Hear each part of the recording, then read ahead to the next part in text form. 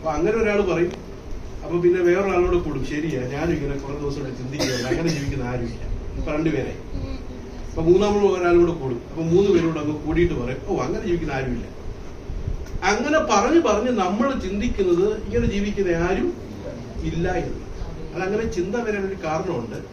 ഈ പുസ്തകത്തിൽ നിന്ന് ഒത്തിരി ദൂരെയാണ് നമ്മൾ സഞ്ചരിക്കുന്നത്. അതെന്റെ കാരണം. ഈ പുസ്തകത്തിൽ നിന്ന് ദൂരെ സഞ്ചരിക്കുന്നത് കൊണ്ട് ഇങ്ങനെയൊക്കെ നമുക്ക് ചിന്ത വരുന്നത്, അങ്ങനെ ജീവിക്കുന്ന ആരുമില്ല, ഇങ്ങനെയൊക്കെ ജീവിക്കാൻ പറ്റൂ എന്നൊക്കെ ചിലർ ചോദിക്കാറുണ്ട്. പിന്നെ വേറൊരു കാര്യം കൂടെ, ഈ ജീവിതം, അതായത് ശാസ്ത്രിയുടെയും പരീക്ഷന്റെയും ആ നീതിയെ കവിയുന്ന ജീവിതം, ആ നീതിയെ കവിയുന്ന ജീവിതം, ഞാൻ നേരത്തെ പറഞ്ഞതുപോലെ ഒരു സാധാരണ ഒരു വ്യക്തിക്ക് അങ്ങനെ ജീവിക്കാൻ കഴിയില്ല. ആ ജീവിതം ജീവിക്കാൻ ഒരു സാധാരണ വ്യക്തിക്ക് കഴിയുകയില്ല. പരീക്ഷന്മാർക്ക് പറ്റുന്നില്ല. അതാണ് അതിന്റെ വാസ്തവം. നമ്മള് കഴിഞ്ഞ ഈ വെള്ളിയാഴ്ച ദിവസം നമ്മള് കാണുവാനിടയായി. അവരുടെ നീതി എല്ലാം എവിടായിരുന്നു? പറഞ്ഞേട്ടെ, എവിടായിരുന്നു? അവരുടെ നീതിയെല്ലാം എക്സ്റ്റേണൽ, ഇല്ലേ? എക്സ്റ്റേണലായി ഭാഗ്യമായിരുന്നു സകല നീതി. ടൈത്ത് കൊടുക്കുന്നുണ്ട്, പ്രാർത്ഥിക്കുന്നുണ്ട്, പിന്നെ ഉപവസിക്കുന്നുണ്ട്, ദാനധർമ്മം ചെയ്യുന്നുണ്ട്. ഇതെല്ലാം ഉണ്ടെങ്കിലും ഇതെല്ലാം എക്സ്റ്റേണല, വെളിയിൽ മാത്രമേ ഉള്ളൂ, അകത്തൊന്നുമില്ല. അതെന്താ ഇവർക്ക് അങ്ങനെ പറ്റാത്തത്? അതാണ് ഇവിടുത്തെ ഒരു വിഷയം.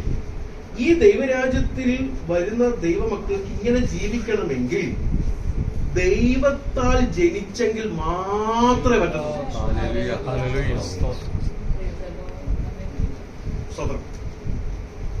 ഇപ്പം ഒരു പാമ്പും കുഞ്ഞിന് ഈ പർവ്വത പ്രസംഗം 1 വർഷം ക്ലാസ് എടുത്താൽ അത് പറക്കും. എന്താ പറക്കാത്ത? ക്ലാസ് കൊടുത്തല്ലോ, എന്താ പറക്കാത്ത? കാരണം പറക്കാനുള്ള നേച്ചർ അതിനില്ല. ഞാൻ പറഞ്ഞ കാര്യം മനസ്സിലാവുന്നുണ്ടോ? വീണ്ടും ജനിക്കാത്ത ഒരാൾക്ക് ഇതൊരു ഭോഷത്വമാണ്. അയ്യോ, ഇങ്ങനെ ജീവിക്കാൻ പറ്റൂ? ഒരു വീണ്ടും ജനനം ഉള്ളിൽ നടന്ന ഒരു വ്യക്തിക്ക് മാത്രമേ, അല്ലെങ്കിൽ ഒരു കുരുവി, ആ കുരുവി ഉടനെ പറന്നില്ലെങ്കിൽ നമുക്കൊരു ഉറപ്പുണ്ട് കുറച്ച് സമയം കഴിയുമ്പോൾ എന്ത് ചെയ്യും? കാരണം എന്താ, അതിന് പറക്കാനുള്ള നേച്ചർ അതിനുണ്ട്. അപ്പൊ നേച്ചർ വ്യത്യാസമാണ്. ആ ആദമിൽ നിന്ന് ലഭിച്ച നേച്ചർ മാറി പുതിയ ഒരു സൃഷ്ടിയായെങ്കിൽ മാത്രമേ ഇങ്ങനെ ജീവിക്കാൻ പറ്റൂ. അത് വളരെ പ്രധാനപ്പെട്ട ഒരു കാര്യമാണ്, നമ്മളത് മനസ്സിലാക്കണം. വീണ്ടും ജനിച്ച ഒരു ദൈവ പൈതലിന് മാത്രമേ ഈ ജീവിതം ജീവിക്കാൻ പറ്റത്തുള്ളൂ എന്നുള്ള കാര്യം നമ്മൾ മനസ്സിലാക്കി. നമ്മൾ ആരാ അപ്പം? Who are we? നമ്മുടെ നീതി പരീക്ഷന്റെ നീതിയേക്കാൾ കവിയണമെന്ന് നമുക്ക് ഇപ്പോ നമ്മൾ കേൾക്കുമ്പോൾ അത്ര സീരിയസ് ആയിട്ട് നമുക്ക് തോന്നത്തില്ലെങ്കിലും അന്നത്തെ ആ ജനം വളരെ ഈ കാര്യം കേട്ടപ്പോൾ വിസ്മയിച്ചു. കാരണം അവരുടെ കണ്ണിൽ ഏറ്റവും കൂടുതൽ ആത്മീകൻ എന്ന് പറയുന്നത് ആരാ? പരീക്ഷനും ശാസ്ത്രിയും. അവരുടെ നീതി കവിയണമെന്ന് അവർ വിസ്മയിച്ചു. ഒരു കൊച്ചു ജനിക്കുമ്പോൾ ആ കൊച്ചിനെ വളർത്തി കൊണ്ടുവന്നിട്ട് ഒരു റബിയെ കാണിച്ചിട്ട് പറയും, മോനെ നീ വലുതായിട്ട് ഇതുപോലെ ഈ അപ്പച്ചനെ പോലെ ആകണമെന്നാ കാണിക്കുന്നത്. അപ്പൊ കർത്താവ് വന്നിട്ട് പറയുക, ഈ അപ്പച്ചന്റെ നീതിയെ കവിയണമെന്ന്. വിസ്മയിക്കാതിരിക്കും. അപ്പൊ എങ്ങനാ ഇത് ജീവിക്കാൻ കഴിയുന്നത്? ഇത് ജീവിക്കാൻ കഴിയുന്നത് ഞാൻ ഇന്നലെ പറഞ്ഞതുപോലെ ദൈവരാജ്യത്തിൽ നാം ഓടിക്കേറി വന്നതല്ല, കർത്താവ് നമ്മളെ ദൈവത്തിന്റെ കൃപയാലാക്കിയതാണ്. ഇരുട്ടിന്റെ രാജ്യത്തിൽ നിന്ന് സ്നേഹ സ്വരൂപനായ പുത്രന്റെ രാജ്യത്തിൽ നമ്മൾ എന്ത് ചെയ്തു? ആക്കിയതാണ്. വിടുവിച്ചു ആക്കി. ഇത് കംപ്ലീറ്റ്ലി ദൈവത്തിന്റെ പ്രവൃത്തിയാണ്.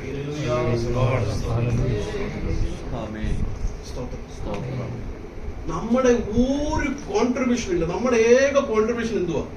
What is the only contribution we did? Sin. പാപമല്ലാതെ ഒരു കോൺട്രിബ്യൂഷൻ ഇല്ല നമുക്കിന്ന്. നാം നീതീകരിക്കപ്പെട്ടത് എങ്ങനെയാണ്? ഒരു ത്രാസ് എടുത്തിട്ട് ആ ത്രാസിന്റെ ഒരു സൈഡിൽ ലോകത്തിലെ ഏറ്റവും നല്ലൊരു മനുഷ്യനെ ആ ത്രാസിലേക്കൊന്ന് വെച്ച് മറ്റേ ത്രാസിൽ ദൈവത്തിന്റെ നീതി വെച്ചാൽ ഘനം ഏതിനായിരിക്കും കൂടുതൽ? ദൈവത്തിന്റെ. സംശയമുണ്ടോ?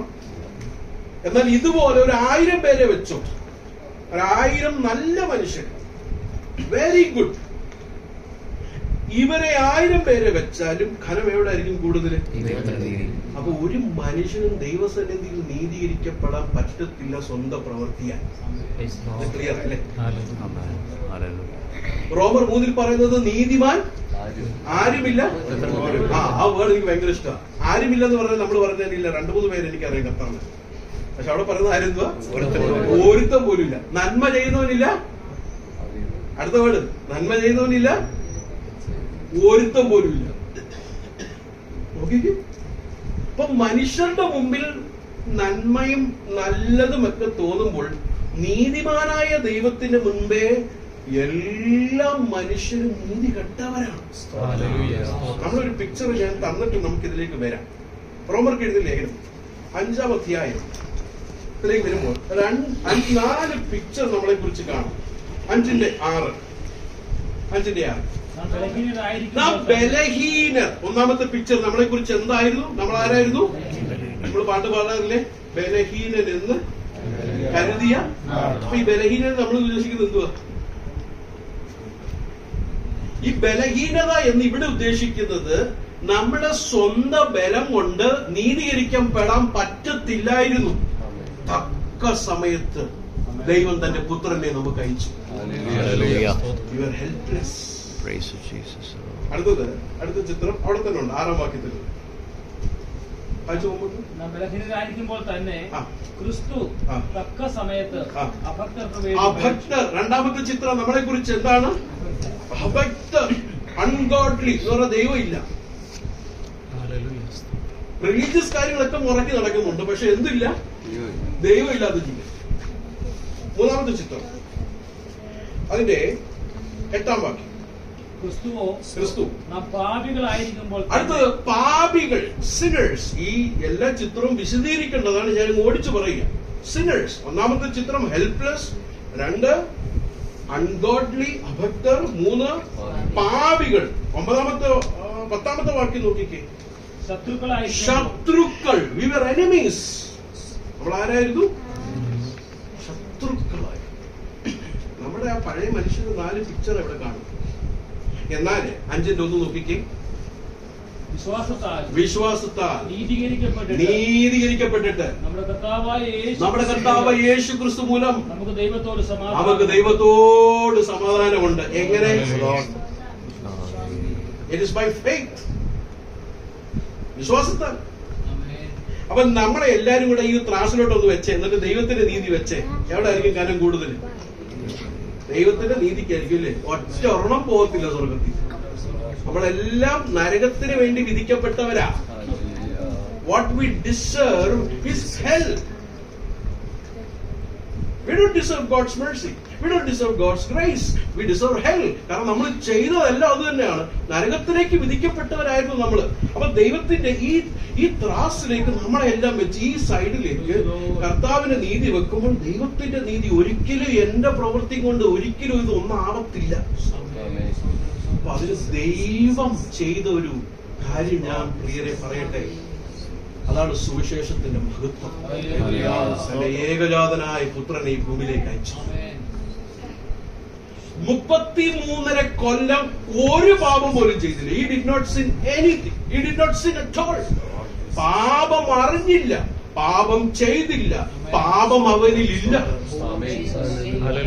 ഈ നീതിമാനായ കർത്താവ് 33 കൊല്ലം ചിന്തിച്ചിട്ടുണ്ട്. Have you ever thought, children, why did not God send a 33-year-old man into this world? Why he did not send? എന്തുകൊണ്ടാണ് 33 കൊല്ലം വയസ്സുള്ള ഒരു പുരുഷനെ ഭൂമിയിൽ അയക്കാതെ ശിശുവായി ഭൂമിയിൽ വന്ന് 33 കൊല്ലം? Why did he leave? എന്തുകൊണ്ടാണ് അങ്ങനെ ജീവിച്ചത്? കാരണം നമുക്ക് അങ്ങനെ ജീവിക്കാൻ പറ്റത്തില്ല. Jesus live four us. നമുക്ക് വേണ്ടി കർത്താവ് പിതാവിന്റെ ഇഷ്ടം അവസാനത്തോളം ചെയ്ത് ജീവിച്ചു. ഈ ജീസസിനെ ഈ ത്രാസിലേക്ക് ഒന്ന് വെച്ച് ദൈവത്തിന്റെ നീതി ഇപ്പുറത്ത് വെച്ചാൽ എന്തുമായിരിക്കും? സെയിം ആയിരിക്കോ? സെയിം ആയിരിക്കോ? എക്സാക്ട്ലി സെയിം ആയിരിക്കും അല്ലേ? ദൈവത്തിന്റെ അതേ നീതി, ദൈവത്തിന്റെ അതേ ഇഷ്ടമുള്ള ആ നീതിയെ പ്രവർത്തിച്ച ഒറ്റൊരു പുരുഷനേ ഉള്ളൂ, ജീസസ്. ത്രാസിലേക്ക് വെക്കുമ്പോൾ ദൈവത്തിന്റെ നീതിക്കല്ല ഘനം, ഒരുമിച്ചായിരിക്കും ആ ത്രാസ് നിൽക്കുന്നത്. Jesus lived a holy, perfect life for 33.5 years. പൂർണ്ണമായി താൻ പിതാവിന്റെ ഹിതം ചെയ്തു. പിതാവിന്റെ ഹിതമല്ലാതെ താൻ തന്റെ ഹിതം ചെയ്തില്ല. He pleased God in everything. തന്റെ പിതാവിന്റെ ഇഷ്ടം താൻ മുഴുവനുമായി തീർത്തു. സമയം എന്തായിരുന്നു പ്രാർത്ഥിച്ച 3 തവണ?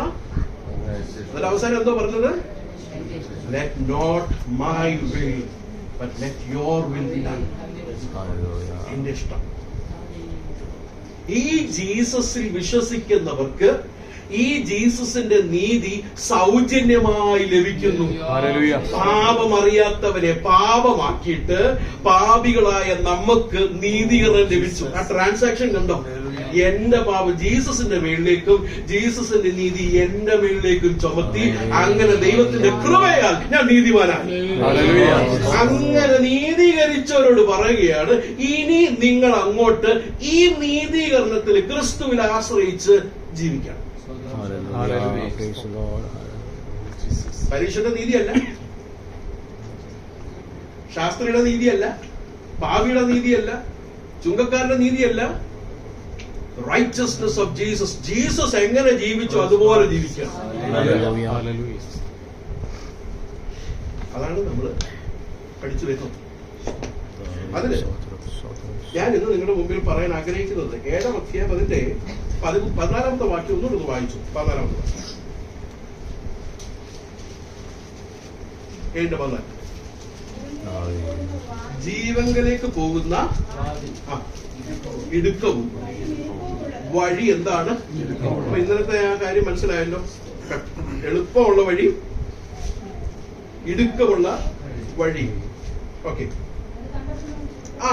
അവളാണ് എന്റെ ചിന്ത നിങ്ങളുടെ മുന്നിൽ കൊണ്ടുവരാൻ ആഗ്രഹിക്കുന്നത്. അത് കണ്ടെത്തുന്നവർ എന്തായിരിക്കും?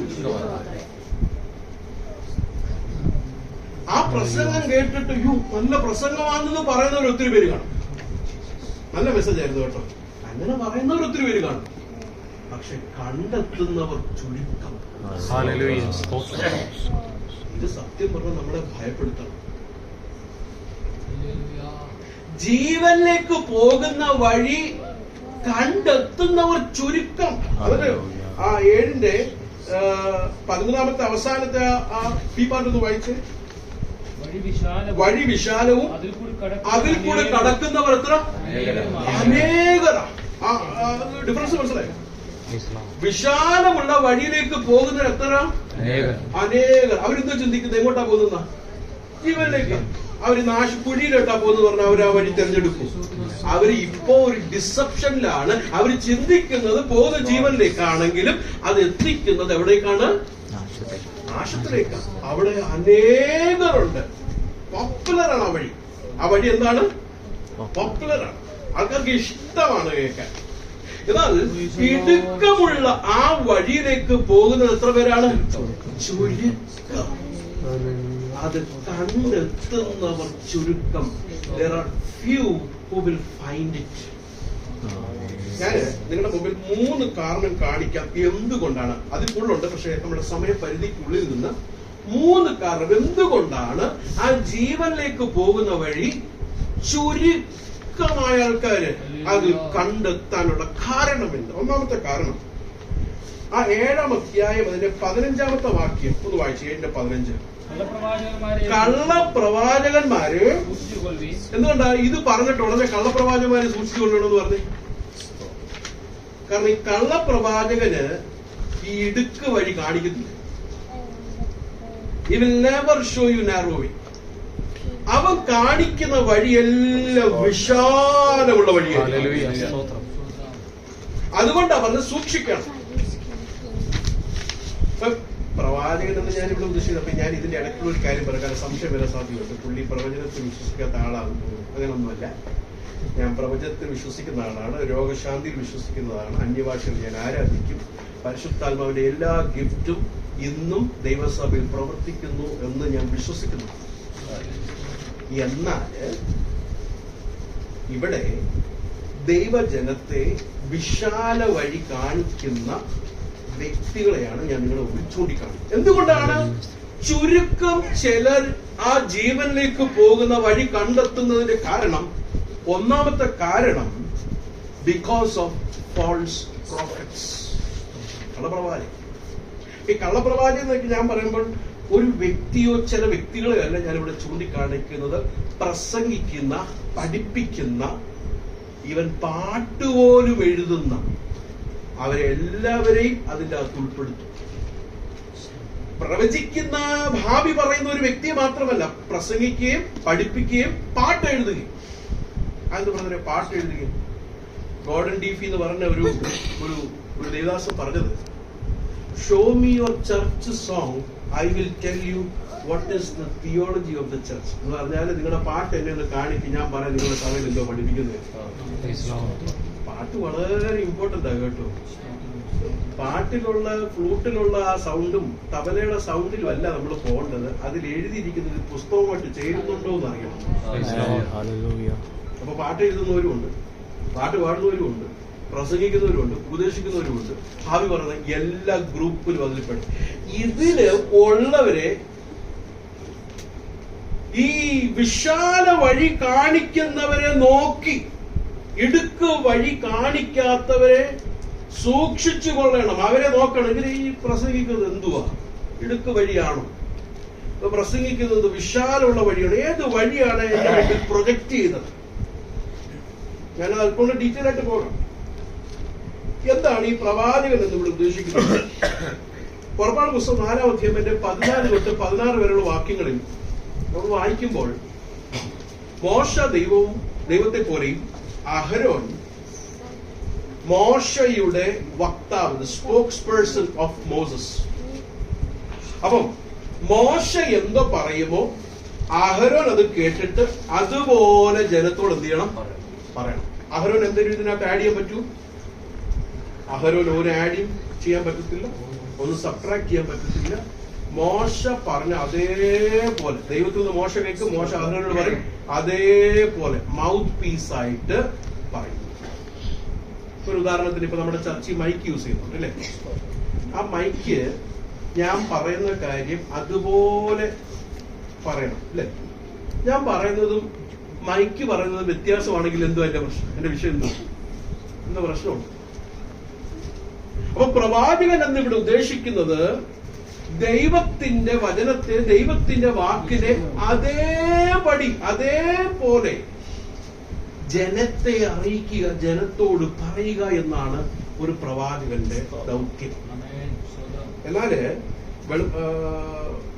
ലാമെന്റേഷൻസ്, വിലാപങ്ങളുടെ പുസ്തകം 2-ാം അധ്യായത്തിന്റെ 14-ാം വാക്യം വായിക്കുമ്പോൾ, അന്നുണ്ടായിരുന്ന ഇസ്രായേലിലുണ്ടായിരുന്ന പ്രവാചകന്മാർ പലരും ഇസ്രായേലിലെ ദൈവമക്കളെ ഇടുക്കമുള്ള വഴിയല്ല അവർ കാണിച്ചത്, വിശാലമുള്ള വഴിയായിരുന്നു. വിലാപങ്ങളുടെ പുസ്തകം 2-ന്റെ 14 വായിച്ചു.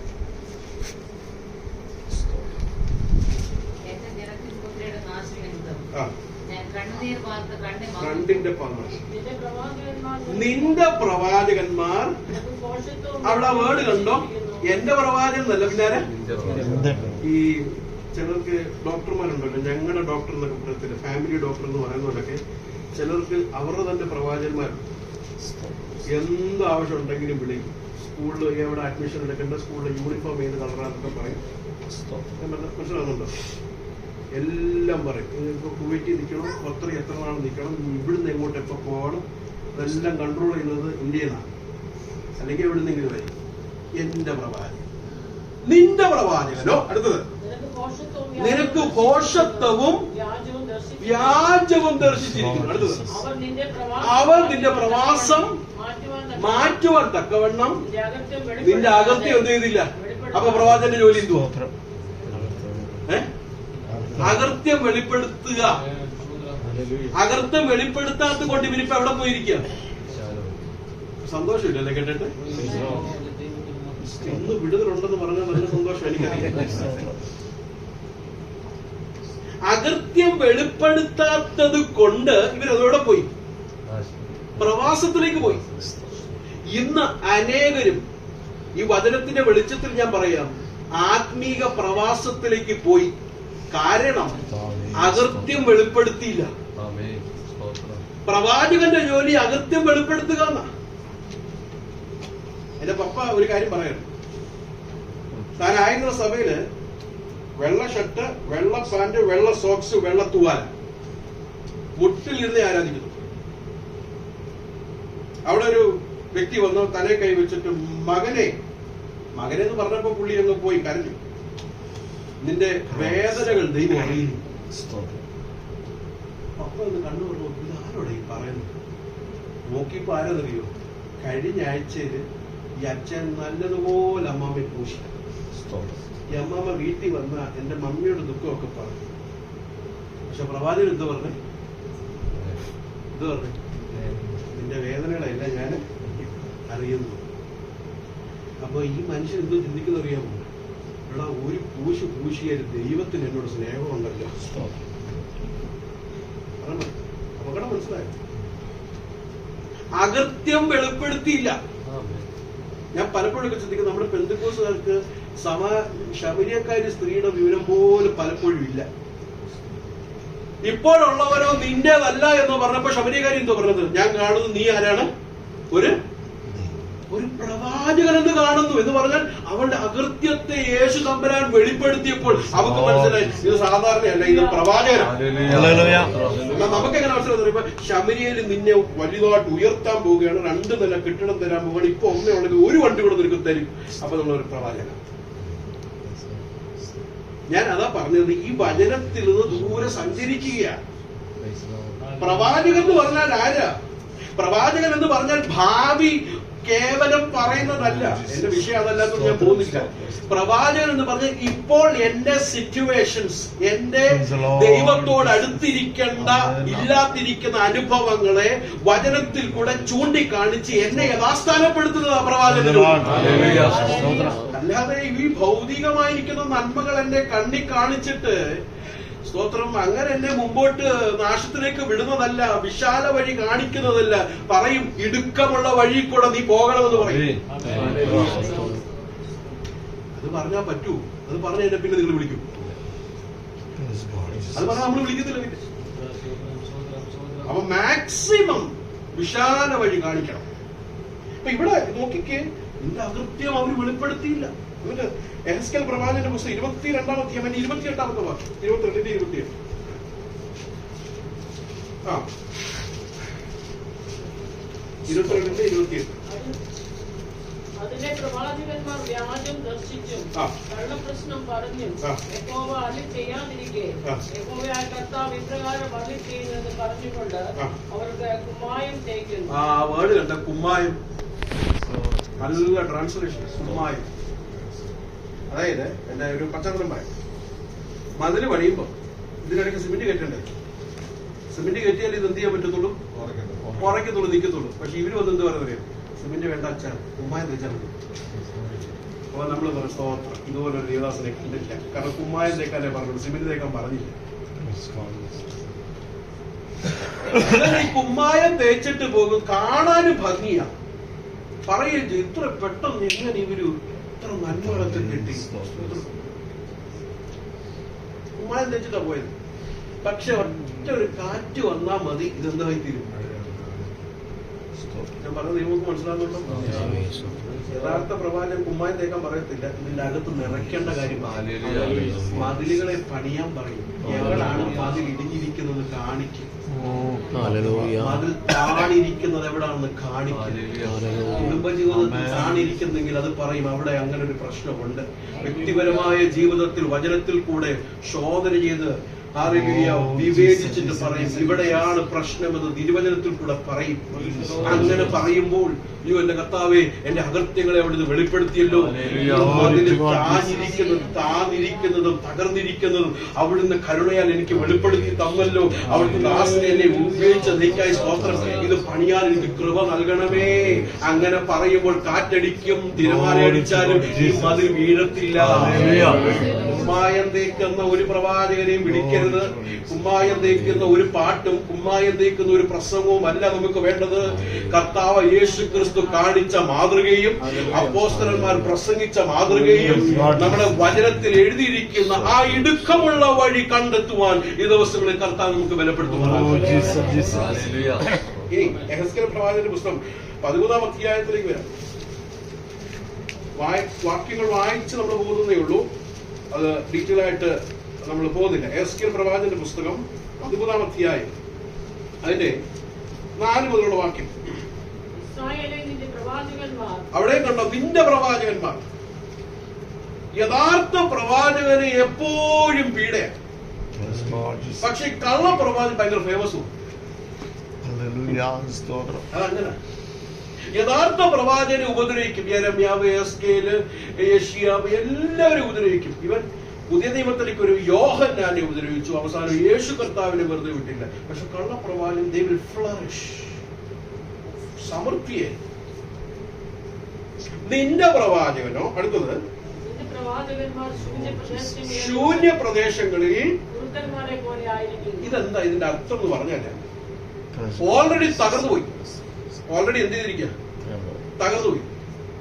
ഈ കുറുക്കം വന്നിട്ട് ഈ തകർച്ചയുടെ ഇടയ്ക്ക് എന്തോ തപ്പുന്നറിയാമോ, അതിനുള്ള ഫുഡാണ്.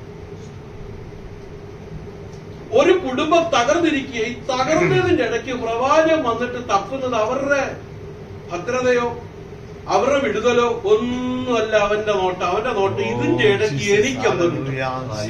ആ വാക്യത്തിന്റെ അർത്ഥം, കുറുക്കന്മാരിന്റെ റൂയിൻസ് ഓൾറെഡി തകർന്നിരിക്കുക. അവർക്ക് ലക്ഷ്യമെല്ലാം ഇങ്ങനെ തകർന്നിരിക്കുന്നതാണ്. കാരണം അവിടെ നിന്നാണ് അവർക്ക് എന്ത് കിട്ടുന്നത്. വീക്കായിരിക്കുന്ന ആൾക്കാരൊക്കെ ഉണ്ട്, തകർന്നിരിക്കുന്ന ആൾക്കാരുണ്ട്. അവര് സിൻസിയറായിട്ട് അവരോട് പറയുന്ന വിഷയങ്ങളുണ്ട്. ഇവിടെ അത് സഭയിലെ പാസ്റ്റർ അറിയരുത്, ഒരു 3 ദിവസം ഇരുന്ന് പ്രാർത്ഥിക്കേണ്ട ആവശ്യം. അതുകൂടെ പറയും സഭയിൽ.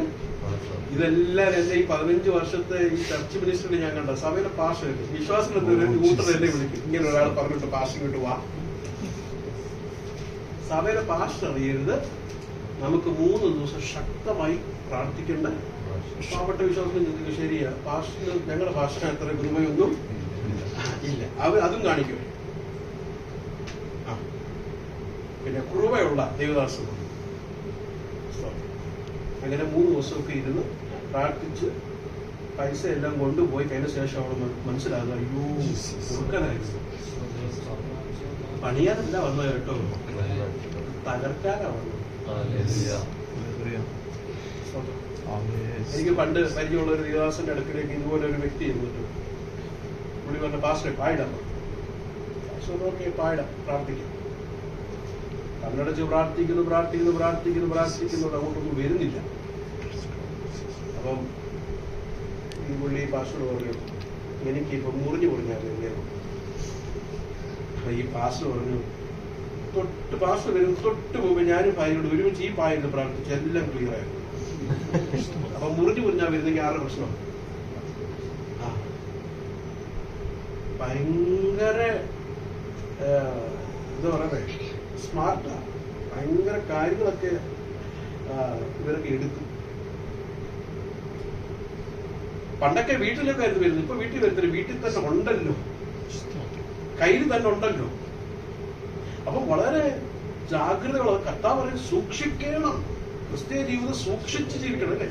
അപ്പൊ നമ്മളിപ്പോ ഇവിടുന്ന് ഒരു ഫുഡ് വാങ്ങണം, ഒരു ഗ്രോസറി അല്ലെങ്കിൽ ഒരു റെസ്റ്റോറന്റിൽ ഫുഡ് വാങ്ങണം, ഗൂഗിളിൽ നമ്മൾ റിവ്യൂ നോക്കത്തില്ലേ, എങ്ങനെയുണ്ട് ആ റെസ്റ്റോറന്റ് നോക്കുന്നില്ലേ, എന്നിട്ട് ആ റിവ്യൂ എല്ലാം വായിക്കും. എവിടെങ്കിലും എന്തെങ്കിലും ഒരു കുഴപ്പമുണ്ടെങ്കിൽ നമ്മൾ പിന്നെ അടുത്ത് പോകത്തില്ല. പിള്ളേർക്ക് തുണി വാങ്ങുമ്പോൾ അതിന്റെ പുറവാകുമോ എല്ലാം തുറന്നു നോക്കി മലർത്തി നോക്കി പിന്നെ തിരിച്ചിട്ട് നോക്കി കളർ പോകുന്നുണ്ടോ എന്നൊക്കെ ചോദിച്ചിട്ടില്ല തുണി വാങ്ങുന്നത്. പക്ഷെ ഒരിടത്ത് നമ്മൾ ടെസ്റ്റ് ചെയ്യുന്നില്ല. എവിടെ നിന്നറിയാം, ആത്മീയ ജീവിതത്തിൽ ആരെന്ത് പ്രസംഗിച്ചാൽ നമ്മൾ അല്ലേലില്ല. എല്ലാം എടുക്കും. ഫുഡിനെടുക്കത്തില്ല, തുണിനെടുക്കത്തില്ല. സ്കൂളിൽ വിടുന്നതും ചെക്ക് ചെയ്തിട്ടില്ല വിടുന്നത്. ഏത് സ്കൂളിലാണ് ആ സ്കൂളിലെ ടീച്ചർമാർ എങ്ങനെയുണ്ട്, ഫീസ് എങ്ങനെയുണ്ട്, എല്ലാം ചെക്ക്. ഒരിടത്ത് മാത്രം നമ്മൾ ടെസ്റ്റ് ചെയ്യത്തില്ല. ഏതാ ആര് വന്ന് എന്തോ പ്രസംഗിച്ചെന്ന് പറഞ്ഞാൽ അതുപോലെ അങ്ങ് എടുത്തിട്ട് എനിക്ക് വലിയ അത്ഭുതം. എന്തുകൊണ്ടാ പ്രിയരെ നമുക്ക് ശോധന ചെയ്യാൻ കഴിയാത്തത്? ശോധന ചെയ്ത് തെറ്റില്ല ബ്രദറെ. അങ്ങനെ നമുക്ക് ദേവദാസന്മാരെയൊക്കെ ശോധന ചെയ്യാൻ പറ്റുമോ? അയ്യോ, ഉത്തമന്മാരായിരിക്കുന്ന ബെറിയന്മാരെ പോലെ, ബെറോവക്കാരെ പോലെ നമ്മളാകണം. പൗലോസ് പ്രസംഗിച്ചത് തിരുവചനത്തിലുണ്ടോ എന്ന് അവർ ശോധന ചെയ്തു. അൽക്കോറിലുള്ള ദൈവദാസന്മാരും ദൈവമക്കളും ഉത്തമന്മാരായ ബെറോവക്കാരെ പോലെ ആകണം എന്ന് പറഞ്ഞാൽ ഇവിടെ വന്ന് പ്രസംഗിക്കുന്ന ഒരാൾക്ക് ഒരു പേടി ഉണ്ടാകണം. ഇവിടെ ചുമ്മാ എന്തെങ്കിലും പ്രസംഗിച്ചിട്ട് പോകാൻ പറ്റത്തില്ല. കാരണം എന്താ? ദൈവവചനം വെച്ച് ശോധന ചെയ്യുന്നവരെങ്ങനെ? അവർക്ക് വിഷയം പാസ്റ്റർ അല്ല, അവർക്ക് വിഷയം ദൈവത്തിന്റെ വചനമാണ്. ഒരു അഭിഷിക്തനല്ല അവരുടെ ഫാൻ അല്ലെങ്കിൽ വലിയൊരു വ്യക്തി. ദൈവത്തിന്റെ വചനത്തിന്റെ മീതെ ഒരു അഭിഷക്തനുമില്ല. ദൈവത്തിന്റെ വചനത്തിന്റെ മേളിൽ ഒരു പുൽപ്പിറ്റുമില്ല. ദൈവത്തിന്റെ വചനം മാത്രമാണ് ആധികാര്യമുള്ളത്. ആ ദൈവത്തിന്റെ വചനം മാത്രം നമുക്ക് മതി. വിശ്വസിക്കുന്നവർ കരങ്ങൾ അങ്ങനെ ശോധന ചെയ്യാൻ നമ്മളെ തന്നെ ഒന്ന് ഏൽപ്പിച്ചു കൊടുക്കണം. അപ്പൊ കുറുക്കൻ ഇടയ്ക്ക് കയറി എന്ത് ചെയ്യാണ്? 5-ാമത്തെ വാക്യം, അതുകൊണ്ട് 5. യഹോവയുടെ നാളിൽ യുദ്ധത്തിൽ ഉറച്ചു നിൽക്കേണ്ടതിന് നിങ്ങൾ വിടുവുകളിൽ കയറിയിട്ടില്ല. അപ്പൊ യുദ്ധ ദിവസത്തിൽ ഉറച്ചിരിക്കാൻ പറ്റത്തില്ല. പക്ഷെ UK വിടും, USA വിടും. അതൊക്കെ കിടക്കും കേട്ടോ. മെഡിക്കൽ നടക്കും, വിസയുടെ പേപ്പറുകൾ ഇങ്ങനെ നീക്കൊണ്ടിരിക്കും, അതെല്ലാം അതിന്റെ മുറക്കി നടക്കും. പക്ഷെ യുദ്ധ ദിവസത്തിൽ ഉറച്ചിരിക്കാൻ പറ്റും. നമുക്ക് ഏതാ വേണ്ട തീരുമാനിച്ചോളാം. ഇവൻ വന്നിട്ട് യുദ്ധ ദിവസത്തിൽ ഉറച്ചു നിൽക്കാനുള്ള ഒരു പരിപാടി ചെയ്ത് ഇവൻ ചെയ്യുന്നത് കുമ്മായ ഒന്ന് പൂശും. ഇതിന്റെ ഇടയ്ക്ക് ഒന്ന് കൊണ്ടുപോകാനാണ് ശ്രദ്ധിക്കുന്നത്. അതുകൊണ്ടാണ് അനേകർ ഇടുക്ക് വഴി എന്ത് ചെയ്യത്തില്ല, കണ്ടെത്തത്തില്ല.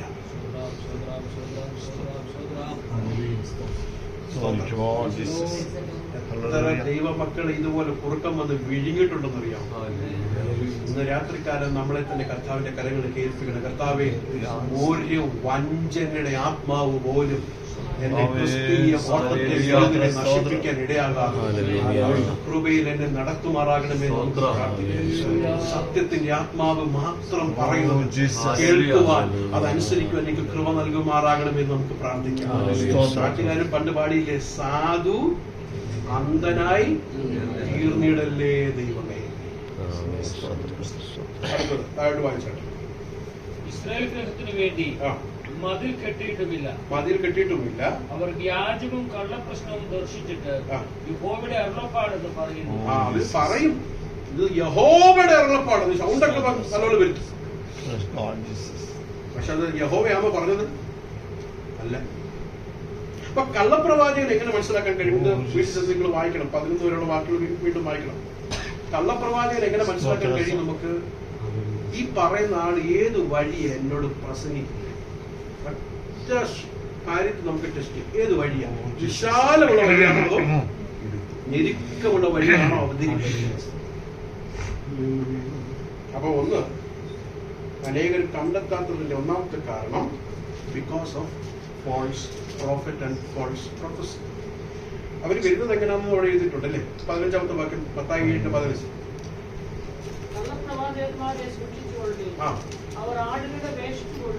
അതാണ് വിഷയം. ആടുകളുടെ വേഷോ? ഈ വേഷം മാറിയത് കൊണ്ടാണ് മനസ്സിലാക്കാൻ പറ്റുന്നത്.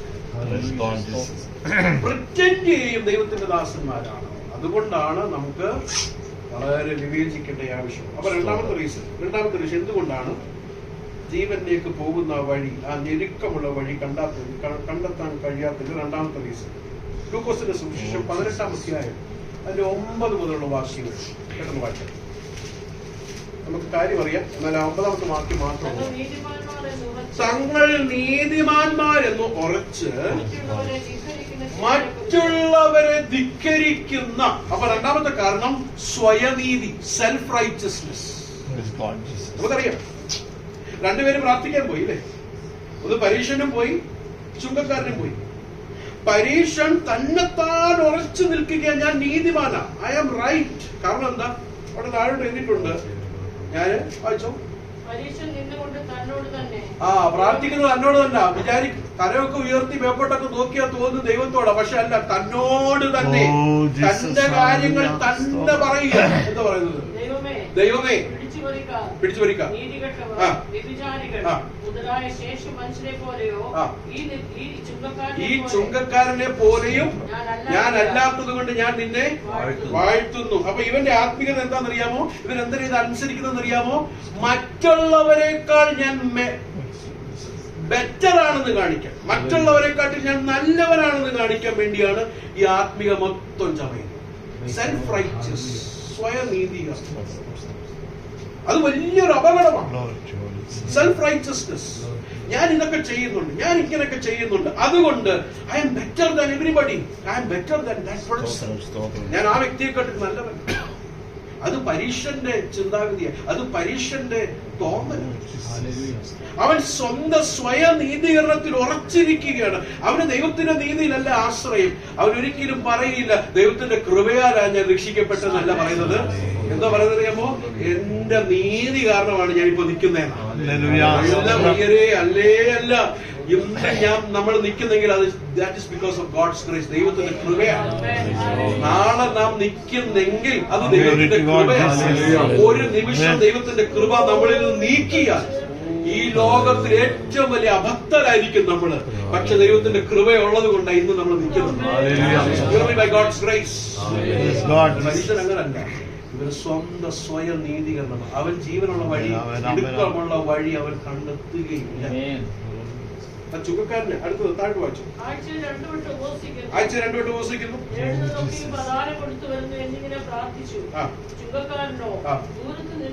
അപ്പൊ ഇതെല്ലാം അവൻ ചെയ്യുന്നത്, ഇതെല്ലാം ചെയ്യണം. പ്രാർത്ഥിക്കുന്നുണ്ട്, ഉപവസിക്കുന്നതെല്ലാം ചെയ്യുന്നു. പക്ഷെ എന്തിനാ ചെയ്യുന്നത്? To feel that I am better than other. മറ്റുള്ളവരെക്കാൾ ഞാൻ എന്താണ് ശ്രേഷ്ഠൻ. ജീവന്റെ വഴിയിലേക്ക് അല്ല പോകുന്നത്, വിശാലമുള്ള വഴിയാണ്. ജീവനിലേക്ക് എത്തിക്കത്തുമില്ല ആ വഴി. ഇടുക്കമുള്ള വഴി ദൈവത്തിന്റെ കൃപയിൽ ആശ്രയിക്കണം. എന്റെ നീതി പ്രവൃത്തിയാലല്ല, it is purely by God's grace. എനിക്ക് പ്രാർത്ഥിക്കാൻ ഇന്ന് കഴിയുന്നെങ്കിൽ it is by God's grace. എനിക്ക് പ്രസംഗിക്കാൻ കഴിയുന്നില്ലെങ്കിൽ it is by God's grace. എന്റെ സ്കൂളിന്റെ വിദ്യാഭ്യാസം വലുതല്ല. എനിക്ക് ബൈബിൾ കോളേജിൽ ഒരു വിദ്യാഭ്യാസവും ഇല്ല. എനിക്ക് മലയാളം എഴുതാനും വായിക്കാനും അറിയത്തില്ല. കഴിഞ്ഞ ദിവസം ഇന്നലെ പ്രസംഗിച്ചുകൊണ്ടിരുന്നപ്പോൾ വീട്ടിലുള്ള എന്നോട് ചോദിച്ചു, എങ്ങനെ മലയാളം പറയുന്നത്? I said one thing, it is purely by God's grace. പ്രാർത്ഥനയോ ഇവൻ എന്റെ പ്രാർത്ഥനയോ ഒന്നുമല്ല കേട്ടോ പ്രിയരെ, ദൈവത്തിന്റെ കൃപയാണ്. It is by God's grace. നമ്മുടെ സ്വന്തം നീതിയിൽ ആശ്രയിക്കുക വീഴും. അടുത്തത് നമ്മൾ വീഴും. അപ്പൊ സ്വന്തം നീതിയുള്ള ഒരു പരീക്ഷന് ജീവനിലേക്കുള്ള വഴി കണ്ടെത്താൻ കഴിയത്തില്ല. എന്നാൽ ചുങ്കക്കാരൻ എന്ത് ചെയ്തു? ദൂരത്ത് നിന്നുകൊണ്ട് ദൈവമേ ഭാവിയായ എന്നോട് കരുണയുണ്ടാകണമേ എന്ന് പറഞ്ഞു. അവൻ നീതീകരിക്കപ്പെട്ടവനായ വീട്ടിലേക്ക് പോയി. മറ്റവൻ അങ്ങനെയല്ല. ഇനി മൂന്നാമത്തെ കാരണോടെ പറഞ്ഞിട്ട് നമുക്ക് പ്രാർത്ഥിക്കാം. മൂന്നാമത്തെ കാരണം മർക്കോസിന്റെ സുവിശേഷം 10-ാം അധ്യായം 17 മുതലുള്ള വാക്യം വായിച്ചാൽ. അവൻ പുറപ്പെട്ട് യാത്ര ചെയ്യുമ്പോൾ ഒരുവൻ ഓടി വന്ന് അവന്റെ മുൻപിൽ മുട്ടുകുത്തി. നല്ല ഗുരു. കണ്ടോ? ഓടി വന്ന് മുട്ടുകുത്തിയിട്ട്, നല്ല ഗുരു, നിത്യജീവനെ അവകാശമാക്കുവാൻ ഞാൻ എന്ത് ചെയ്യണമെന്ന്. What should I do to inherit the kingdom of God or the eternal life? അടുത്തത് അതിന് യേശു, എന്നെ നല്ലവനെന്ന് പറയുന്നത് എന്ത്? നമുക്ക് എല്ലാ വാക്യം വായിക്കാൻ സമയമില്ല. 19-ാമത്തെ വാക്യം. മോഷ്ടിക്കരുത്, വ്യഭിചാരം ചെയ്യരുത്, കൊല ചെയ്യരുത്, വ്യഭിചാരം ചെയ്യരുത്, മോഷ്ടിക്കരുത്, കള്ളസാക്ഷ്യം പറയരുത്, ചതിക്കരുത്, നിന്റെ അപ്പനെയും അമ്മയെയും ബഹുമാനിക്കാൻ നീ കൽപ്പനകളെ നീ അറിയുന്നുവല്ലോ എന്ന് പറഞ്ഞു. അവൻ അവനോട്, ഇതൊക്കെ ഞാൻ ചെറുപ്പം മുതൽ പ്രമാണിച്ചു പോരുന്നു എന്ന് പറഞ്ഞു. യേശു അവനെ യേശുവിന്റെ മുഖത്ത് നോക്കി കള്ളം പറയാൻ പറ്റും? യേശുവിനോട് പറയുകയാണ്, ഞാൻ ഇത് ചെറുപ്പം മുതൽ എന്ത് ചെയ്യുന്നുണ്ട്? അനുസരിക്കുന്നുണ്ട്. ഞാൻ ചോദിക്കട്ടെ, പെർഫെക്റ്റ് കാൻഡിഡേറ്റ് അല്ലേ നിത്യജീവന് വേണ്ടി? ആണോ അല്ലേ? Perfect candidate. എന്നിട്ട് എന്നെ ചിന്തിപ്പിച്ച് നോക്കിക്കേ. 21-ാമത്തെ വാക്യം. നോക്കി യേശു അവനെ നോക്കി അവനെ സ്നേഹിച്ചു. Jesus loved him. സ്നേഹിച്ചിട്ട് അടുത്തെന്താ പറഞ്ഞത്? നിനക്കൊരു കുറവുണ്ട്. അപ്പൊ സ്നേഹം ഉണ്ടെങ്കിൽ കുറവിന് എന്ത് ചെയ്യും? കാണിക്കും. സ്നേഹം ഉണ്ടെങ്കിൽ കുറവിനെ മാറ്റുകയില്ല. കുറവിന് നിനക്കൊരു കുറവുണ്ട്. എന്താ കുറവ്? നിനക്കുള്ളതെല്ലാം വിറ്റിട്ട് ദരിദ്രം കൊടുത്തിട്ട് നിനക്ക് അവിടെ എന്ത് കിട്ടും? സ്വർഗത്തിൽ നിക്ഷേപം കിട്ടും. നിത്യജീവൻ കിട്ടും എന്നല്ല പറഞ്ഞത്. സ്വർഗത്തിൽ എന്തുണ്ട്? നിക്ഷേപമുണ്ട്. പക്ഷെ നിത്യജീവൻ കിട്ടണമെങ്കിൽ പിന്നെ നീ എന്നെ വന്ന് എന്ത് ചെയ്യണം? ഏത് വഴിയാ യേശു പ്രസംഗിച്ചത്? വിശാലമുള്ള വഴിയാണോ ഇടുക്കമുള്ള വഴിയാണോ? ഇന്നത്തെ ആയിരുന്നെങ്കിൽ എന്താ പറഞ്ഞേനെ? അവിടെ കൊടുത്തിരിക്കും യേശു അവനെ സ്നേഹിച്ചു. ഇന്നത്തേതായിരുന്നെങ്കിൽ അവന്റെ പണത്തെ. എന്നിട്ട് അവരോട് പറയും, ഞങ്ങളുടെ മിനിസ്ട്രിയിൽ കുറച്ച് പൈസ ഉറപ്പായിട്ട് കിട്ടും. 100 മേനി നിന്ന് അവൻ പോവോ നിത്യജീവനിലേക്ക്? പോകത്തില്ല. ജീസസ് അവനെ സ്നേഹിച്ചിട്ട് പറയാ, മോനെ നിനക്കൊരു കുറവുണ്ട്. എന്താ കുറവ്? നിനക്കുള്ളത് സകലതും നീ വിറ്റിട്ട് ദരിദ്രർക്ക് കൊടുത്താൽ നിനക്ക് നിക്ഷേപമുണ്ട്. എന്നാൽ അതും കൊണ്ട് നിൽക്കില്ല. അതെല്ലാം കഴിഞ്ഞതിന് ശേഷം നീ പിന്നെ വാ, എന്നിട്ട് എന്നെ അനുഗമിക്കുക. ആ ഇടുക്കമുള്ള വഴിയിലേക്ക് എന്നെ വന്ന് നീ അനുഗമിക്കുക. നിനക്ക് എന്തോ കിട്ടും? നിനക്ക് നിത്യജീവൻ കിട്ടും. ഇത് കേട്ടപ്പോ ഇവൻ പ്രൈസ് ലോർഡ് എന്നല്ല പറഞ്ഞത്. അടുത്തെന്താ എഴുതിയിരിക്കുന്നത്? അവൻ വളരെ സമ്പത്ത്. അവൻ മൂന്നാമത്തെ കാരണം എന്തുകൊണ്ടാ? എന്തുകൊണ്ടാ ഇടുക്കുള്ള വഴി കാണാത്തത് അനേകർക്ക്? കാരണം സമ്പത്ത്. മാമോൻ എന്നുള്ള വേർഡ് എന്ന് പറയുന്നത് പൈസ മാത്രമല്ല. മാമോൻ എന്ന് പറഞ്ഞാൽ അതിലെല്ലാം ഉൾപ്പെടും. ഞാൻ താഴോട്ട് കാണിക്കാം മാമോൻ എന്താണ് പെട്ടെന്ന്. സമ്പത്ത് ഉണ്ടായിരുന്നത് കൊണ്ട്. അടുത്തത്, ഈ വചനത്തിൽ എന്ത് ചെയ്തു? അപ്പൊ യേശു അവനെ ദുഃഖിപ്പിച്ചു. യേശു അവനെ നിരുത്സാഹപ്പെടുത്തി.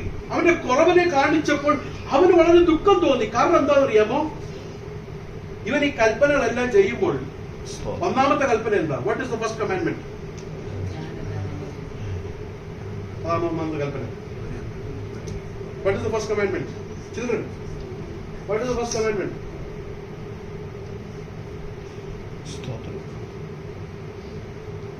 പുറപ്പാട് പുസ്തകത്തിലേക്ക് പോകുന്നുണ്ട്. എന്താ ആദ്യത്തെ കൽപ്പന?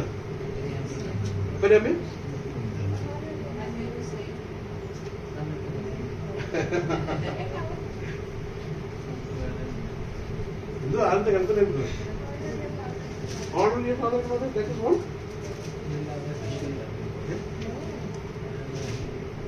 നിന്റെ കർത്താവായ ദൈവം ഞാനാകുന്നു. I am the Lord God. അത് ആദ്യത്തെ കൽപ്പന. എന്റെ അർത്ഥം എന്ന് പറഞ്ഞാല്, മോനെ പണം ഉണ്ടെങ്കിൽ ആ പണമല്ല ഞാൻ നിനക്ക് മതി. പണത്തിൽ നീ ആശ്രയിക്കും. നിന്റെ മാമോനിൽ നിന്റെ സമ്പത്തിൽ നീ ആശ്രയിക്കില്ല. I am all sufficient for you. I am the lord God. മനസ്സിലാകുന്നുണ്ടോ പ്രിയരെ? അതാണ് ആദ്യത്തെ കൽപ്പന. ഇത് തന്നെ ഇവൻ തെറ്റിച്ചു. ഇവന് ദൈവം അല്ല സാറ്റിസ്ഫാക്ഷൻ കൊടുത്തു. പിന്നെന്തുവാ? സമ്പത്ത്. പക്ഷെ എല്ലാം ചെയ്തിട്ട് വ്യഭിചാരം ചെയ്തിട്ടില്ല, കള്ളം പറഞ്ഞിട്ടില്ല, പിന്നെ ഭാഗ്യമായിരിക്കുന്ന ആ കൽപ്പനകളെല്ലാം ചെയ്തിട്ടുണ്ട്. അവര് ചിന്തിച്ചിരിക്കുന്ന സ്വർഗത്തിൽ പോകുന്നു. കർത്താവ് അവന്റെ ഹൃദയത്തിന്റെ അകത്തേക്ക് ചെന്നിട്ട് പറഞ്ഞു, കർത്താവ് ദൈവം അല്ല നിന്റെ എല്ലാം. ഇറ്റ് ഈസ് യുവർ മാമോൻ, നിന്റെ സമ്പത്താണ്. ഒന്നാമത്തെ കൽപ്പന പൊട്ടിച്ചു. 10ാമത്തെ കൽപ്പന എന്തു? What is the 10th commandment? What is the 10th commandment? 10ാമത്തെ കൽപ്പന മോഹിക്കരുത്. ഒന്നാമത്തെ കൽപ്പന തെറ്റിച്ചു. 10ാമത്തെ കൽപ്പന എന്തുവാ? മോഹം. എന്തൊത്തിനുള്ള മോഹമാണ്? പണത്തോടുള്ള, സമ്പത്തിനോടുള്ള. ഒന്ന് കിട്ടിയിട്ടും തൃപ്തിയായില്ല. ഇനിയും എങ്ങനെ ഇങ്ങോട്ട് കൊണ്ടുവരാം? ഇനിയും ഞാൻ എന്റെ ആശ്രയം എങ്ങനെ അതിലേക്ക് വെക്കാം? പണത്തോടുള്ള മോഹം. പണത്തോടുള്ള മോഹം പണക്കാർക്ക് മാത്രമല്ല കേട്ടോ. പണം ഇല്ലാത്തവന് ഉള്ളിൽ മോഹം വരും. ആ ഒരു മോഹം കാരണം ഇവന് നിത്യജീവൻ കിട്ടിയില്ല. വളരെ സീരിയസ് ആയുള്ള കാര്യമല്ല പ്രിയര്. ഇനി ഞാൻ നിർത്തുക. ഇതെല്ലാം കേട്ടോണ്ടിരിക്കുന്ന ശിഷ്യന്മാര് അവര് പറഞ്ഞു സ്തോത്രം, ഞങ്ങൾ അങ്ങനല്ല. 28-ാമത്തെ വാക്യം. പത്രോസ് അവരോട് ഇതാ ഞങ്ങൾ സകലവും വിട്ട് ഞങ്ങൾ ഈ മനുഷ്യനെ പോലല്ല, ഇതാ ഞങ്ങൾ സകലവും വിട്ട് നിന്നെ ഞങ്ങൾ എന്ത് ചെയ്തിരിക്കുന്നു. ഇവര് ചിന്തിച്ചത് ഇവര് സകലം വിട്ടെന്ന. പക്ഷെ 9-ാം അധ്യായത്തിന്റെ 34-ാമത്തെ വാക്യത്തിൽ എന്തോ എഴുതിക്കുന്നറിയാമോ? ഞങ്ങളിൽ വലിയവനാരെന്നാണ് ഇവരുടെ ഉള്ളിൽ. സമ്പത്തോട് സ്നേഹമില്ലെങ്കിലും വേറൊരു സ്നേഹം ഉള്ളിലുണ്ട്. പിന്നെ എന്തുവാ അടുത്ത സ്നേഹം? എന്തുവാ? അൽക്കോറിൽ വലിയവനാരാ? ഞങ്ങളുടെ ഇടയിൽ വലിയവനാരാ? Who is greatest among us? ഈ 10-ാം അധ്യായത്തിലേക്ക് വരുമ്പോൾ 2 സഹോദരന്മാർ യേശുവിന്റെ അടുക്ക വന്നിട്ട്, യോഹന്നാനും യാക്കോബും യേശുവിന്റെ അടുക്ക വന്നിട്ട് പറഞ്ഞു, ഒരുത്തൻ നിന്റെ വലത്തും ഒരുത്തൻ നിന്റെ ഇടത്തും ഇരുത്താൻ പറഞ്ഞു, അല്ലേ? അപ്പൊ 10 പേര് ഇത് കേട്ടിട്ട് അവരുടെ ഹൃദയത്തിൽ എന്തുണ്ടായി? അസൂയ, നീരസം. അപ്പൊ 10 പേരുടെ ഹൃദയത്തിൽ എന്തുവായിരുന്നു? എന്തുവാ? അവർക്ക് അവിടെ ഇരിക്കണം ഇടത്തും വലത്തും. പക്ഷെ അവരെന്താ പറഞ്ഞത്? ഞങ്ങൾക്ക് പണക്കൊതിയില്ല. പണക്കൊതിയില്ല, പക്ഷെ വലിയവനാകാനുള്ള കൊതി ഉള്ളിലുണ്ട്. ഇതാ മാമോൻ. ഇത് ഉള്ളിലുള്ളിടത്തോളം വിശാല വഴിയിലേക്കാ സഞ്ചരിക്കുന്നത്. ഇടുക്കമുള്ള വഴി കണ്ടെത്തുകയില്ല. മാമോൻ, സമ്പത്ത്, ഈ ഭൂമിയിലുള്ള മെറ്റീരിയൽ ബ്ലെസ്സിങ്സ്. പണ്ടത്തൊക്കെ എന്റെ അമ്മച്ചിയൊക്കെ പറഞ്ഞു, എനിക്ക് ആ ഭാഗ്യമൊന്നും ഉണ്ടായില്ല അങ്ങനത്തെ സാക്ഷ്യം കേൾക്കാൻ. പണ്ടത്തെ സഭായോഗത്തിൽ ഓരോരോ ആൾക്കാർ എഴുന്നേറ്റ് സാക്ഷ്യം പറഞ്ഞതെന്നറിയാമോ? കഴിഞ്ഞ ബുധനാഴ്ച ഞങ്ങളൊരു വീട്ടിൽ ചെന്നു, അവിടെ അവർക്ക് സുവിശേഷം പറഞ്ഞു. അവരോട് സുവിശേഷം പറഞ്ഞു, ഇതാണ് പേര്, നിങ്ങൾ അവർക്ക് വേണ്ടി പ്രാർത്ഥിക്കണം. വീണ്ടും ഞങ്ങൾ ചെല്ലുകയാണ് അടുത്ത ആഴ്ച. അവർ ക്രിസ്തുവിലേക്ക് വരാൻ വേണ്ടി നിങ്ങൾ പ്രാർത്ഥിക്കണം. പക്ഷെ ഇപ്പൊ സാക്ഷിയൊക്കെ അത് മാറി. കാരണം സാഹചര്യമൊക്കെ നമുക്ക് മാറി. ഇപ്പം കൂടുതൽ പഠിത്തം, അവിടെ പഠിക്കുന്നുണ്ട്, ഇവിടെ പഠിക്കുന്നുണ്ട്. തോറ്റുപോകാതെ നിങ്ങളെല്ലാം ഉപസിച്ച് പ്രാർത്ഥിക്കണം. സാക്ഷ്യം തന്നെ മാറി. സുവിശേഷം പറയുന്നില്ല. നഷ്ടപ്പെട്ടു പോകുന്നവരെ കുറിച്ച് ഒരു വാഞ്ച ഹൃദയത്തിലില്ല. പിള്ളേരെ കുറിച്ച് പ്രാർത്ഥിക്കണ്ടാന്നോ പഠിത്തത്തെ കുറിച്ച് പ്രാർത്ഥിക്കണ്ടാന്നോ അല്ല ഞാൻ പറഞ്ഞത് ഫോക്കസ്. ഈ വ്യക്തി ചെയ്യുന്നത് പോലെ ബാക്കിയെല്ലാം വെളിയിൽ മുറക്ക് ചെയ്യുന്നുണ്ടെങ്കിലും ഹൃദയത്തിന്റെ അകത്ത് മാമോൻ കിടക്കുകയാണ്. ഹൃദയത്തിന്റെ അകത്ത് ആ സമ്പത്തിനോടുള്ള, ഈ ഭൂമിയിലുള്ളതിനോട്, ഈ മണ്ണാങ്കട്ടയ്ക്ക് വേണ്ടിയുള്ള ഒരു ജാഗ്രത, ഒരു പ്രാർത്ഥന, അതിനു വേണ്ടിയുള്ള ഒരു ഉപവാസം, അതിനു വേണ്ടിയുള്ള ഒരു ആരാധന, അത് മാറി. കർത്താവേ, ജോണത്തൻ എഡ്വേർഡ്സ് പറഞ്ഞതുപോലെ, Lord stamp eternity on my eyeballs. എന്റെ കണ്ണുകളിൽ നിത്യത അവിടുന്ന് പതിപ്പിക്കുമാറാകുന്നു. മക്കളെ, നമുക്ക് നമ്മുടെ കണ്ണുകളിൽ കർത്താവ് നിത്യത പതിപ്പിക്കണം. എന്റെ കുഞ്ഞിനെ ഞാൻ പഠിപ്പിക്കാൻ വിടുമ്പോൾ, ഞാൻ അവനെ വിടുമ്പോൾ നിത്യതയെ മനസ്സിലാക്കി വിടാൻ. മോളെ, നീ പഠിക്കാൻ പോകുന്നു, മോനെ നീ പഠിക്കാൻ പോകുന്നു. പക്ഷേ പഠിക്കുന്നതിനേക്കാൾ ഉപരിയായി നീ ആയിരിക്കുന്നിടത്തത് you have to be a witness of Christ. യേശുവിന്റെ സുവിശേഷ വേലയ്ക്ക് നീ നിന്റെ ജീവിതത്തെ കൊടുക്കണം, നിന്റെ പഠിത്തത്തെ നീ കൊടുക്കണം, നിന്റെ കാലിബറിനെ നീ കൊടുക്കണം, നിന്റെ ടാലന്റിനെ നീ കൊടുക്കണമെന്ന് ഉത്സാഹിപ്പിക്കുകയും കർത്താവിന്റെ വേലയ്ക്ക് വേണ്ടി അവരുടെ കപ്പാസിറ്റിയിൽ ചെയ്യുവാൻ വേണ്ടി അവരെ ഉത്സാഹിപ്പിക്കുകയും ചെയ്യുന്നതല്ലേ നിത്യതയോടുള്ള ബന്ധത്തിലായിരിക്കും. മോനെ, പണമല്ല വലുത് കേട്ടോ. മോനെ, പണമല്ല വലുത്. ക്രിസ്തുവിന്റെ ശിഷ്യനാകുന്നതും ആ ഇടുക്ക് വഴിയിൽ കൂടെ പോകുന്നതാ മോനെ. മോളെ, നല്ലത് എന്ന് മാതൃകപരമായി കാണിക്കുകയും പറയുകയും ചെയ്യേണ്ട ജോലിയല്ലേ ഒരു ദൈവമക്കളെ. എങ്ങനെ കുഞ്ഞുങ്ങൾ വരും? കുഞ്ഞുങ്ങൾ നോക്കുമ്പോൾ പപ്പ പണത്തിന്റെ പിന്നാലെ, മമ്മി ചൂട് കയറ്റി കൊടുക്കുക. എങ്ങനെ കുഞ്ഞിന്റെ ഉള്ളിൽ ഈ മാമോൻ പോകും? കുഞ്ഞിന്റെ ഉള്ളിൽ മാമോൻ പോകണമെങ്കിൽ അമ്മയുടെ അപ്പന്റെ ഉള്ളിൽ നിന്ന് മാമോൻ പോകണം. കർത്താവിനെ അല്ലാതെ ഞങ്ങൾ ആരെയും സേവിക്കുകയില്ല, കർത്താവിനെ അല്ലാതെ ഞങ്ങൾ ആരെയും ആരാധിക്കുകയില്ല. God is sufficient for us. മോനെ, പണം നമുക്കുണ്ട് കേട്ടോ. നമ്മുടെ സാഹചര്യം ചുറ്റുപാടെല്ലാം നല്ലതാണ്. പക്ഷെ ഇതിൽ നമ്മൾ ആശ്രയിക്കില്ല. ഇതെല്ലാം പോകാൻ ഒറ്റ നിമിഷം മതി. നല്ല ജോലി ഖത്തറിൽ പോകാൻ ഒരു നിമിഷം മതി. എന്നാൽ എവിടെ പോയാലും, ജോലി പോയാലും, ജോലി പോയില്ലെങ്കിലും God is God. ദൈവം നമുക്ക് മതിയായ എന്ന് നാം പറഞ്ഞു കൊടുക്കണം, ജീവിതത്തിൽ കൂടെ കാണിക്കുകയും ചെയ്യണം. Lord is sufficient for us. Hallelujah. അക്കൗണ്ടിൽ പൈസ ഉള്ളത് കൊണ്ടല്ല, നമുക്ക് നല്ല നല്ല ജോലി ഉള്ളത് കൊണ്ട്, നല്ല ഇൻഷുറൻസ് ഉള്ളത് കൊണ്ടല്ല, നല്ല ഹെൽത്ത് ഉള്ളത് കൊണ്ടല്ല. The Lord is sufficient for us. ഇത് നമ്മുടെ ജീവിതത്തിൽ കൂടെ കാണിക്കാൻ കർത്താവ് നമ്മളെ ബലപ്പെടുത്തുമാറാകട്ടെ. നമ്മുടെ കണ്ണുകളെ അടയ്ക്കാൻ നമുക്ക് പ്രാർത്ഥിക്കാം. കരുണാനിധിയേ